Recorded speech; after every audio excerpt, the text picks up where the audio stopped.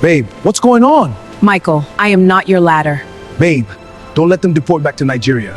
I deported my husband. I didn't just pack his bags and put them on the porch. I could put that man on a plane, back to where he came from. And that night, that very night he left, I slept like a baby. Half the people in my church are calling me a demon, a wicked, cold-hearted woman with no love in her soul. The other half are whispering that they would have done the exact same thing. Now, before you run to the comments and type wicked woman, I need you to sit down, relax, and listen to what this man did to me. My name is Anabelle. I am a registered nurse. I live in Houston, Texas. And if you know anything about nursing in America, you know it is not a glamorous life. Every single day, I wake up before the sun, I put on my scrubs, I drive to that hospital, and for 12 hours, sometimes more, I am on my feet, standing, walking, running, lifting patients who are bigger than me, taking insults from people who are scared and in pain, smiling through it all, staying professional, staying calm, staying strong. Your vitals are looking much better today. Oh, that's good to hear. We'll keep a close eye on you. Thank you, dear. I do double shifts, I skip lunch, I eat cold food in a break room that smells like disinfectant, I go home with swollen feet, an aching back, and barely enough energy to shower before I fall into bed. And I did all of that for years. Not just for myself, not just to pay my bills and keep a nice house. No, I did it for a dream. I was saving money for a future, for a family, for love. Because at 32 years old, I was doing everything right. I had a good career, a clean home, a savings account, but I was lonely. Deeply, quietly, aching in my chest, lonely. America is funny like that. You can be surrounded by people every single day and still feel completely alone. The hospital was full of life, full of chaos and noise and emotion, and yet I went home to an empty house every night. I wanted a partner. I wanted a companion. I wanted someone to come home to, someone who would ask me how my day was, someone who would make me laugh, someone to build something real with. I wanted love, simple, honest, real love. 3 years ago, I flew home for Christmas. There is something about going back home after years in America that is hard to explain. The air feels different. The people are warmer, louder, more alive. Everybody knows your name. Everybody wants to feed you. Everybody is asking when you are getting married. And that is exactly where I met Michael. It was at a family friend's party, one of those loud, joyful parties where the music never stops and everyone is dancing whether they planned to or not. I was sitting by the side, just watching, when he walked over. Michael was handsome. I will give him that. Tall, well-dressed, with a smile that could stop traffic. And the way he talked, Lord, he had that smooth, confident voice, the kind of voice that makes you forget what you were about to say. He was an engineer, or so he said. Struggling, yes. No opportunities here, he explained. The system is not set up for people like us to succeed. But I have the talent, I have the hunger, I just need the right environment. He was charming, he was funny, he was attentive. He listened to me, he asked questions about my life in America. He looked at me like I was the most interesting person in the room. And when the night was over, he said something I will never Baby, forget. if you just get me to the States, I will treat you like a queen. I will work hard. I will build us an empire. Everything I have, my time, my energy, my love, it will all be yours. You will never regret this. I told myself I wasn't naive. I told myself I was a smart woman, an educated woman, a woman who had seen the world. And I was also a lonely woman. And sometimes loneliness makes you hear exactly what you want to hear. Tell me honestly, have you ever believed something simply because you wanted it to be true? Drop a heart if you understand that feeling. When I got back to Houston, Michael and I kept talking every day. Video calls that went on for hours, long voice notes, good morning messages, good night prayers. He was consistent. He was warm. He made me feel chosen. After about 6 months of this, I decided I was going to bring him to America. I was going to sponsor his K-1 visa, the fiancé visa. Now, for those who don't know, and I'm going to explain this because it matters. A K-1 visa is not something you just apply for online and get in 2 weeks. It is a process, a long, expensive, exhausting process. You have to prove you have met the person in real life within the last 2 years. You have to fill out mountains of paperwork. But a walk with this little one makes it all worth it. You need a lawyer to make sure everything is done correctly.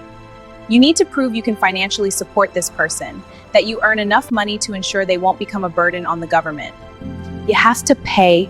Oh, you have to pay. By the time everything was said and done, the lawyers, the filing fees, the supporting documents, the flights back home to meet him again, so we could update the paperwork, the plane ticket to bring him to America, I had spent $15,000. $15,000, that was my savings. Money I had earned standing on my feet, taking double shifts. Money I had been setting aside, dollar by dollar, for years. I did it because I loved him. I didn't hesitate, not once, because I believed in us. I believed in him. I believed this was an investment in my future, in our future. The day Michael landed at George Bush Intercontinental Airport in Houston, I cried.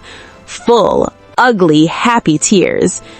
He walked through those doors with his luggage and his smile, and I ran to him. I held him. I thought to myself, this is it. This is the beginning. My life is finally starting. I was so happy. I had no idea.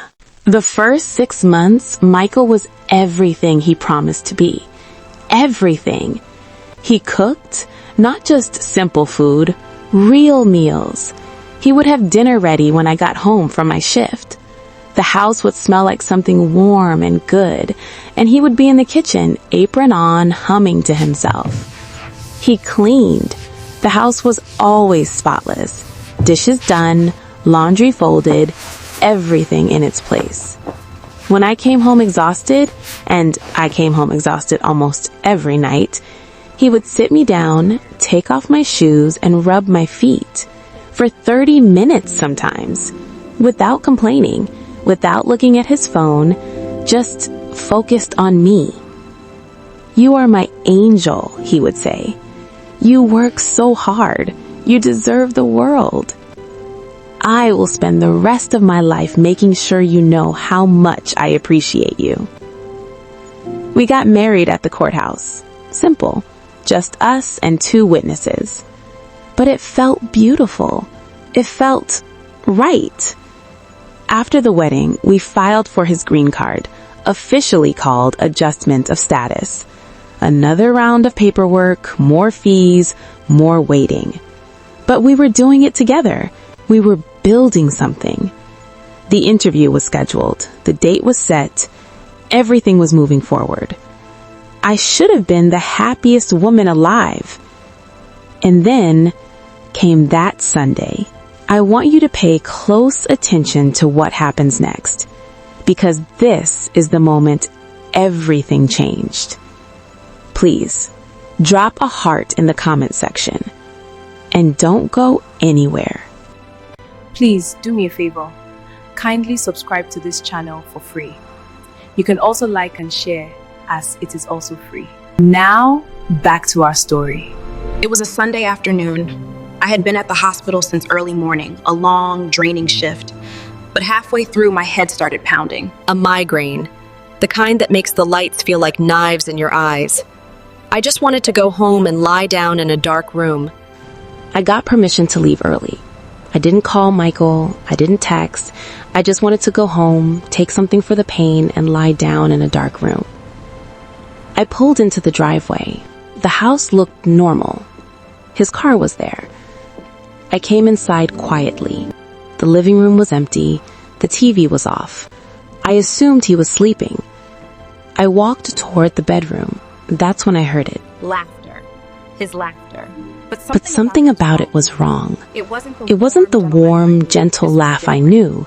This was different, looser, more comfortable. Like a man who was completely relaxed, completely himself, in a way I had never seen. He was on a video call. I could hear his voice through the door, but he wasn't speaking the careful, smooth English he used with me. He was speaking pidgin. Fast, aggressive. I stopped walking. Something in my body went very still. Maga. For those who don't know that word, Maga means someone who is not wise or smart. A victim. Someone being played. Someone being used as part of a scam. I was the Maga. I stood at that door and I did not move. I could not move. My heart, the heart that had loved this man, trusted this man, spent $15,000 on this man, that heart just stopped. I kept listening. The interview was next week, he continued, and his voice was so casual, so relaxed. It was like he was talking about the weather. Once I get that green card in my hand, I give it 6 months. Then I will file for divorce, claim irreconcilable differences, and by next year I will file for you and the kids to come over. America is sweet, babe. Just be patient. Kids. There was a woman on the other end of that call, and there were children, his children. A woman's voice crackled through the speaker. Soft, warm, familiar. The voice of someone who knew this man deeply. We miss you, Daddy. Junior asks for you every day. And Michael, my husband, the man I had built my dreams around, said, "Tell Junior Daddy is working on his future. This woman is just the ladder. You are the owner of the house." A ladder. Something you step on to get higher. Something you use. Something you leave behind once you've reached where you're going. Not a wife, not a partner, not a person, a ladder. I need to stop here for a second. If you were in this door right now, if you heard those exact words, what would you do? Tell me in the comments. What would you do? I walked back down the hallway. I got in my car. I drove to a coffee shop about 10 minutes away. I ordered a black coffee. I sat at a corner table, and I sat there for 3 hours. I did not cry. Not yet. I just thought, clearly, methodically, like a nurse assessing a patient, checking the symptoms, reading the chart, understanding what is actually happening versus what you hoped was happening. Everything was a lie. Every single thing. The love letters, the foot rubs, the cooking, the "you are my angel," the late night calls, the tears at the airport, Welcome, my love. the courthouse wedding, the green card application. It was all a performance, a carefully scripted, flawlessly executed performance. And I had been the audience, sitting there, clapping, completely unaware that the curtain was about to fall. He had a wife. He had children. He had a whole life that I knew nothing about. And his plan was simple. Use me to get to America, get his green card, divorce me quietly, and then bring his real family over. I was the ladder. But ladders don't think. Ladders don't feel. Ladders don't sit in coffee shops for 3 hours and decide to fight back. I went home that evening and I acted completely normal. I kissed him hello. I ate the food he had made. I watched television beside him. I even laughed at something on the screen. He had no idea. That night, while he slept beside me, I made my plan. The next morning, Michael went to the gym. He was always very disciplined about the gym. I will say that. 6 o'clock every morning, no exceptions. The moment that door closed behind him, I was already at my laptop. I went to the USCIS website, the United States Citizenship and Immigration Services, the government body that handles everything related to immigration, including the very petition I had filed to bring Michael to America. As the petitioner, the sponsor, I had rights. Rights that Michael and all his scheming may not have fully studied. I have the right to withdraw my sponsorship. I filled out the form. I wrote a letter to the immigration officer, calm, clear, factual. I stated that I had reason to believe the marriage was fraudulent. I stated that I was no longer willing to serve as his financial sponsor. I stated that I was formally withdrawing my petition. I reviewed it. I read it again. Then I submitted it. I also made a call to an immigration attorney. I explained the situation. She confirmed that what I was doing was legal, that I was within my rights, that the consequences for Michael would be significant. His visa, which was tied to our marriage, and his pending green card would be considered expired. "What happens at the interview?" I asked. She was quiet for a moment. Then she told me. I thanked her, hung up the phone, and closed my laptop. By the time Michael came back from the gym, showered, and came downstairs smelling of his nice cologne, I was already dressed for work, smiling. "Good morning, baby," he said. "Good morning," I said back. I never told him a word. I submitted the withdrawal. I made the call. Tell me, am I a cold-blooded woman, or am I just protecting myself? Drop your opinion in the comments. The morning of the interview, Michael woke up early. He was excited. I could see it in everything he did. He ironed his best shirt. He polished his shoes until they shone. He spent extra time in the bathroom, making sure every detail was perfect. He came downstairs looking sharp, confident, like a man who already knew how the day was going to end. "Ready to make us official, baby?" he asked, adjusting his tie in the hallway mirror. I looked at him, at that handsome face, at that easy smile, at the man I had loved, or thought I had loved, or wanted to love, at the man who had looked me in the eyes every single day and lied without flinching. "I'm ready," I said, and I smiled. We drove to the USCIS office together. I drove. He sat in the passenger seat, relaxed, talking about what we would do to celebrate afterward. Maybe go to a nice restaurant, maybe a weekend trip. I listened. I nodded. I said that sounds good in all the right places. Inside, I was completely still. We walked into the building together, sat down in the waiting area. Other couples sat around us, some nervous, holding hands, whispering to each other. Michael was not nervous at all. Why would he be? He thought everything was going according to plan. When they called his name, I stood up with him. But the officer who came out was not the one we expected, and she did not invite us into an interview room. Instead, 2 other people walked out. They wore uniforms I recognized immediately, ICE officers. Everything that happened next was very fast and very slow at the same time.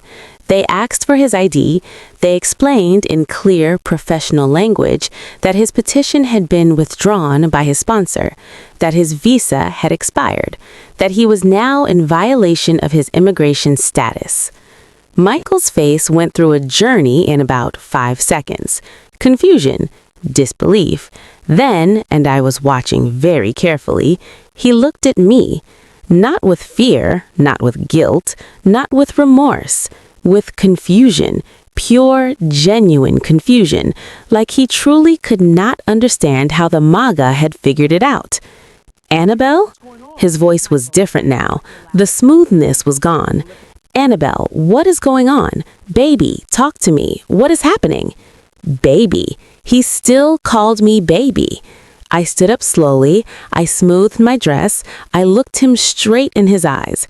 And I said, calmly, clearly, quietly, so only he could hear, "I am not a ladder, Michael, and this Maga has closed the bank." Then I turned around and I walked out. Behind me, I could hear him, his voice getting louder, calling my name, once, twice, then shouting, then the sound of other voices, officers, professional and firm, telling him to calm down. I did not turn around. I pushed open the door, I walked into the sunlight, I got in my car, I put on my seatbelt, and I drove home. That evening, my phone exploded. Michael called from a number I didn't recognize. He was clearly using someone else's phone. I didn't answer. He sent messages, begging, then angry, then begging again, then threatening, then begging one more time. His family called, calling me from overseas, telling me I had disgraced Michael, that I had embarrassed the family, that no good woman does what I did.